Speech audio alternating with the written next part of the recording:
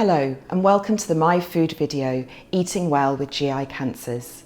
I am Lucy Eldridge, I'm an oncology dietitian and I've supported this programme giving dietetic and nutritional advice. Nutrition can help with the whole pathway. It can help you with your weight, it can help you feel stronger, it can help you be able to continue your activities of normal daily living. Through this video we'll be hearing from cancer patients and their carers of their lived experience of having a GI cancer and how they manage their nutrition during this time. Every person with metastatic colorectal cancer is different, and how you respond to treatment and the medication that you take will impact your nutrition in different ways.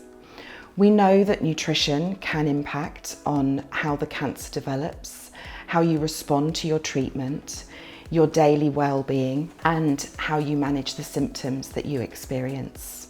Ideally, the focus should be on a balanced, nutritious diet. However, there will be times, because of the treatment, because of the symptoms that you experience, that your appetite will decline. In these circumstances, small frequent meals with small snacks in between may be more manageable. Choosing foods that are high in protein, such as chicken and fish, or to include nuts and seeds within the diet, will ensure that you have adequate protein. Fortifying foods using drizzles of olive oil on vegetables and salad can greatly enhance the amount of energy that you consume. If you're having chemotherapy or radiotherapy and are travelling into a hospital for this, some have found that having a lighter meal 2 to 3 hours before you travel allows the stomach to settle. So choosing foods that are low in fibre, low in fat and are not too spicy are easier to manage. Some of you, due to the side effects of treatment, may have taste alterations. This can be either a dulled sensation to taste or an enhanced sensation. You may be able to taste metals in water, for example. This can be supported by playing with the flavours in your food. You can mask the metallic taste in water by using cordials or slices of lemon. You can marinate meat beforehand, which again can help with the flavour if you've experienced a change. If you experience swallowing difficulties, then adapting the textures of food can be key. So choosing foods that are very soft, that are moist, that are much easier to slip down, you will find more manageable. For lunch and dinner, you may choose soups, but do ensure that they have a protein base to them. And then choosing foods such as custards, ice cream, mousse. They're dairy based, they have a good source of protein and again will slip down easily. Another symptom is nausea and vomiting. Again, be led by your health professional as to how you can manage this. But with regards to diet, there are simple things you can do to make things more manageable. So foods such as peppermint and ginger may help. Choosing bland foods such as bread or a plain biscuit may be more manageable, as can cold foods, as these have a lot less smell and therefore are less likely to trigger nausea. Treatments can also alter our bowels, so you may experience diarrhea. During this time, you may find it easier to have foods that are low in fibre.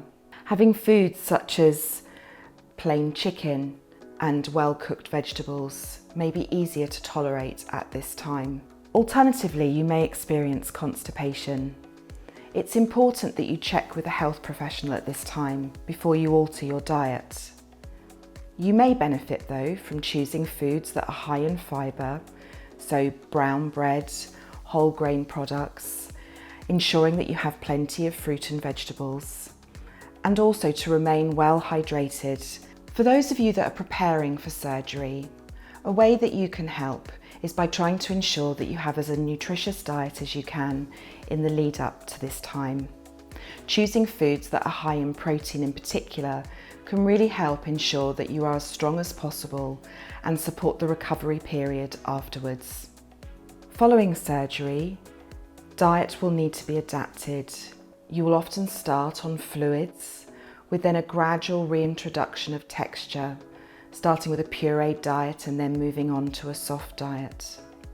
This will be led by your surgical team. We are now going to see a demonstration of a nutritious meal that you can share with your family. It has plenty of vegetables, a good amount of calories, and is quick and easy to prepare. Vegetable Cumberland pie is a great example of a tasty meal if you're living with a GI cancer. These are the key steps for the recipe. Boil the potatoes until tender, then drain and make a soft mash using a little of the milk. In a large thick bottom saucepan, measure out the oil and put on a medium heat. Add the chopped onion and cook until translucent. Crush the garlic into the pan and add the butternut squash, red pepper, mushrooms and courgettes and saute for 3 to 4 minutes. Carefully sprinkle the flour and sweet paprika into the pan, stirring all the time. Cook for 1 minute on a low heat.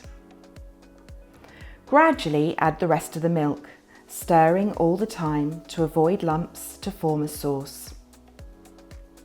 Stir the drained butter beans into the sauce with some black pepper and pour the contents into a large oven-proof dish.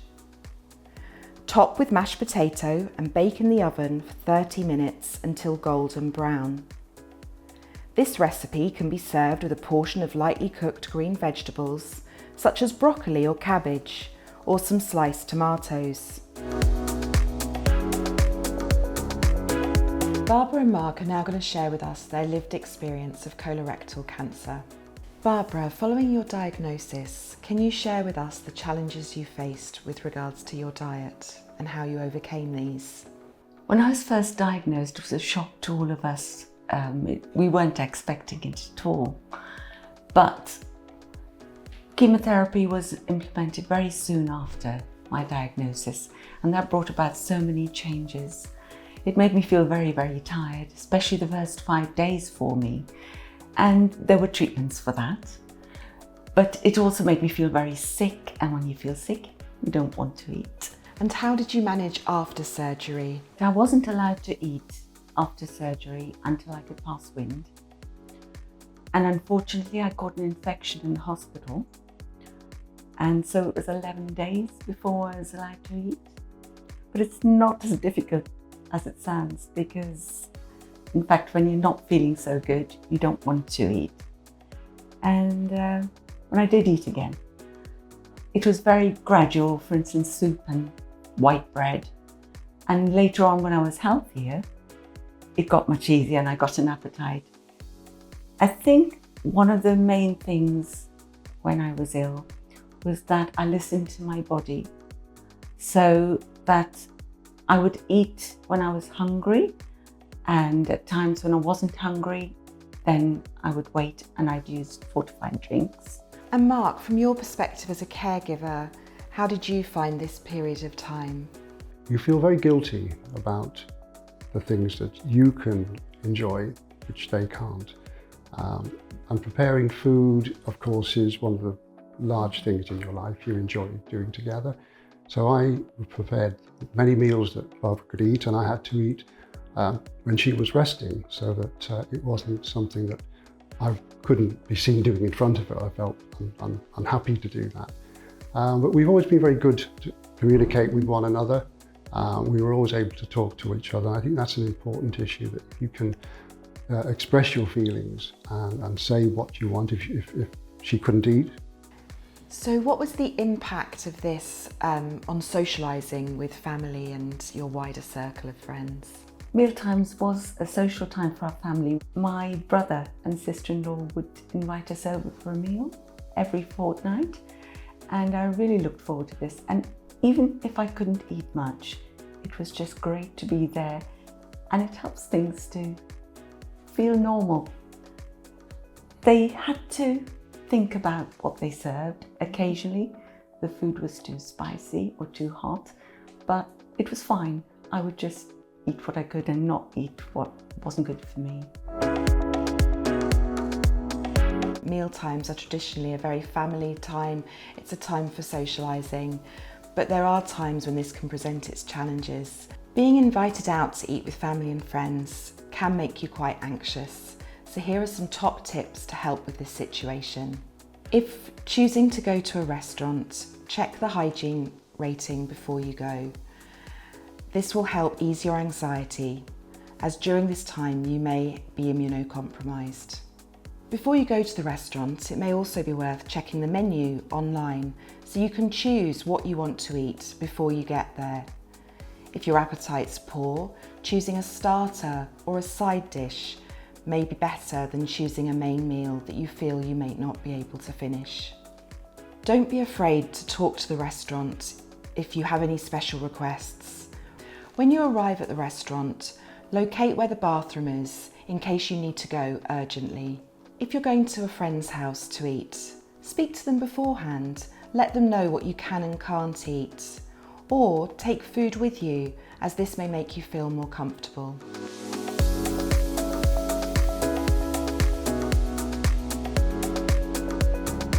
Hopefully you found these tips useful. If you do need further advice or guidance, do speak to your healthcare teams. Thank you so much for watching the My Food video. For further advice, do look at the My Food patient brochure.